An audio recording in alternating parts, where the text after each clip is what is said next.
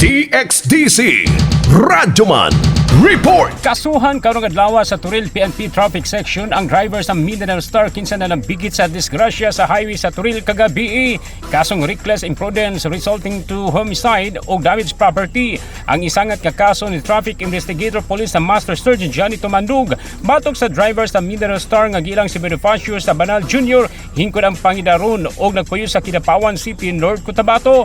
Kini human namatay ang rider nga mao si Juan Ochada Jr. og nagpuyo sa lungsod sa nabunturan Davao De Oro gumikan sa impact sa pagkabanggan ini sa bus nga nahitabo sa Sirawan Highway bandang alas 6:15 kagabii. Sumani Tumandog gikan sa Sulop Davao Del Sur paingon unta sa Davao City si Ochada apan pag-abot sa maong lugar nag-overtake og nag-counter flow kini og diretso misungag ngadto sa gikasugat ni ini nga bus. Gibot siya ni Sabanal nga misuway unta kini og padaplin apan tungod sa ubang mga bihikulo nga naglisod o busa naglisod kini og pidpid sa kilid resulta sa disgrasya.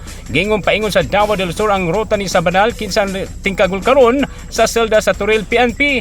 Paspas sab may respondi ang Central 911 medic team sa hitabuan apan gideklara nga wa nay kinabuhi si Ochada samtang ang angkas niini nga si Rani Mercado daling gidala sa Southern Philippines Medical Center aron matambalan ang iyang mga nahiyagumang samad human nalagpot sa gisakyang motor niadtong panahona.